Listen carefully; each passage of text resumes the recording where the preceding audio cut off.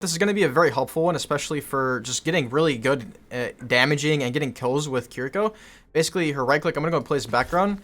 You're going to want to practice in this sort of game mode getting headshots, because basically a body shot does 40 damage and a headshot does 120. What that means is hitting body is really not worth it. If you can hit the head, it's extremely worth it, and you do 3 times the amount of damage that you do with the body shot. And also that means you have to headshot once for 200 HP targets and body shot twice to kill them, or just headshot twice. So with that being said, it is extremely hard to actually headshot people consistently. So that's why I suggest you come into the range, you come into a game mode like this, and you just practice hitting people that are moving around. It's really not worth it to go for Pharahs, as you'll see here in a little bit. But aim for the head. If you hit the body, that's okay. But generally, if you can get one of the first few shots you shoot at people on their head, you can commit to a fight. You can also practice throwing down that protection Suzu, as if you're about to get like really damaged or something, to try to counter them, just to get that into your muscle memory as well. But one thing you'll notice is Kiriko is very flick heavy, so I'm flicking a lot, and I'm not tracking. I'm mainly flicking.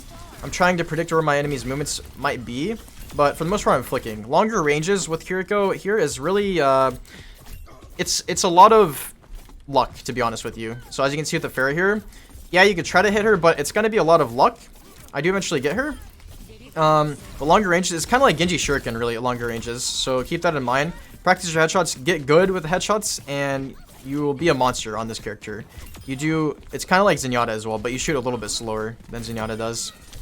So hopefully this helps. Hey guys, so the first tip to master Kiriko is going to be to change one of her controls, which is going to be her talismans, right? So whenever you throw these, by default, you're going to throw all 5 of them at once, which is not necessarily bad, but you want to have a little bit more control over it. So say you just want to heal someone like just a little bit, and like right here, they don't really need all of this. What you're going to want to do is hit control or hit escape options and then change hero and click Kiriko, of course. And we're going to change toggle healing Ofuda and turn that off. You want to turn this off, and basically what this is going to do is allow you to just click and shoot 1 if you want, or 2, or 3, or 4, right? And you just hold that down. It's really not that complicated, but I don't like how that's set. Another thing with this ability is you're going to want to make sure that you are in this little circle or this little diamond here, and try to heal one person at a time, right? If you try to swap around too much, like say if I do this, you're going to notice that there's blue cards in the middle. This actually means that the blue cards are not following my teammates, right? So try to heal like one person at a time, or you can heal in like flick so that you don't lose any cards. But if you go slowly, you see you're going to lose some healing that's just going straight forward. If your team is really grouped, that's okay. But in this scenario, you know, heal one person and heal the other. Heal who's low, then heal the next. Don't go too slow because you're going to lose, right? So hopefully that made sense. You know, change the setting. Let me know if you guys have any questions about the healing. Just to kind of tie into the healing a little bit from an in-game clip is whenever you're healing, try to make sure that you're kind of lining your team ups if you can. Obviously, you're not always going to be able to do that. But again, your healing talismans will actually turn yellow whenever they're tracking someone, whenever you aim it properly. But you're not always going to hit that perfectly. So lining your teammates up so that even the blue talismans can hit your teammates and heal them is going to be really nice. So you see here, it's going to kind of just go at whoever needs healing, really. And so this is really nice because you don't really need to aim, even though you can. Now you see I throw that to save the Torb. And that's also going to slightly heal him up. And yeah, so that is that clip. I just want to kind of mention that really briefly. Hey guys, so in this tip, I'm going to be explaining how to optimally use Kiriko's ult. Basically, Kiriko's ult is an ability you throw down. It's a fox that runs out, and it creates this kind of light blue zone that your team can play in to receive a momentum or a speed boost, but more importantly, a cooldown reduction while the ult lasts and while you stand. You have to stand within the ult. So a big thing you want to make sure that you don't do is the ult can be blocked by objects, especially objects that are taller than Kiriko. So you can test this out if you emote, but basically I'm going to go and play a clip and show you guys here. So you notice I'm going to run backward. I'm going to run backward because I want to have a lot of distance. This ult goes for quite far, but you want to throw this out so that it can go farther. Your team can have more area to stand in order to get the benefits of it, right?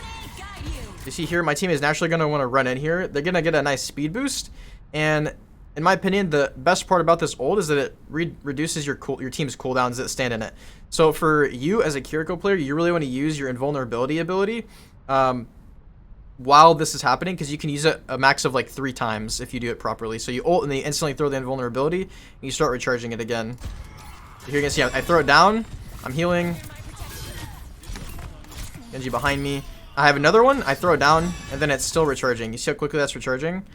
But then it ends, right? Because I didn't throw it quite quick enough.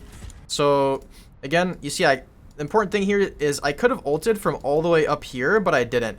If I had ulted all the way up here, my team would not be getting the speed boost in, like, straight away, right?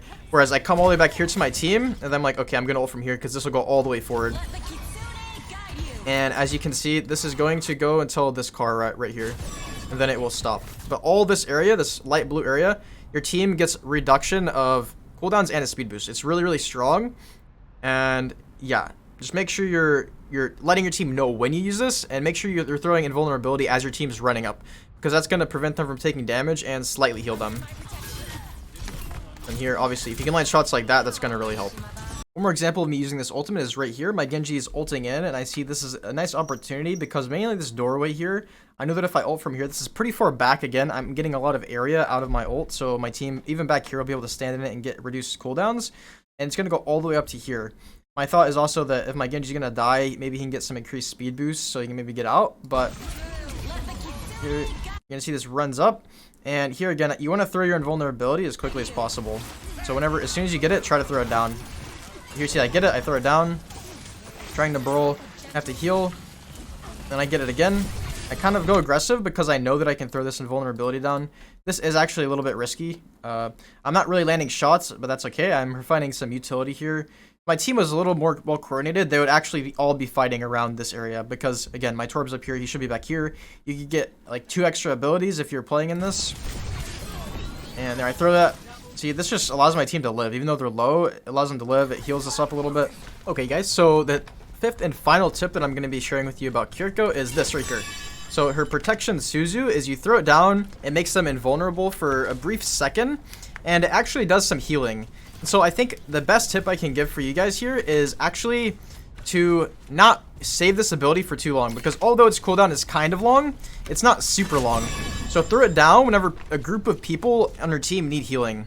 Don't just save it for the perfect moment to, you know, save someone and make them invulnerable. This ability is great for taking momentum, and I'll show you guys a couple of examples that I just had in the game. So here again, throw it down. Make sure you get yourself with it too. If you're going to throw it on these two, make sure you run up and throw it down. It's kind of like on an aid in that way. I don't know how much healing exactly it does. I think it's like 75 or 80. And it's kind of like progressive, so it slowly generates their health back up. But you see, you can imagine if your team is about to push in, they're slightly taking damage.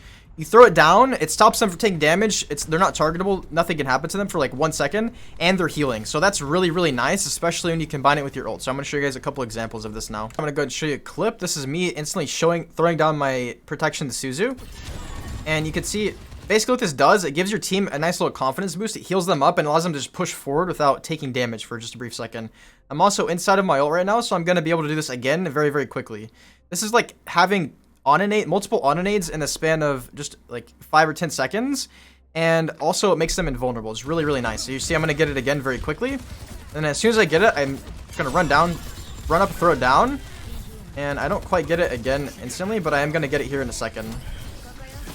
So here, I'm trying to be safe. I can't really heal that guy, so I'm just going to go and throw this down on my teammates, and again, you see, these, like, we're getting more ulted, but nothing's happening to them. Like, this is extremely nice.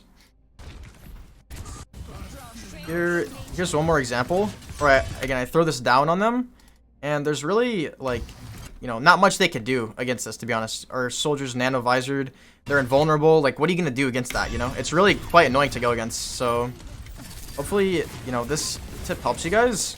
Make sure that you're not, again, just using it for invulnerability. Make sure you're actually using it for healing a little bit as well. If you think that they're going to have an ult, you can save it for that ult, like maybe a grab or something. But try not to hold it for too long, because it is 14 seconds. It's not like it's a minute cooldown or anything.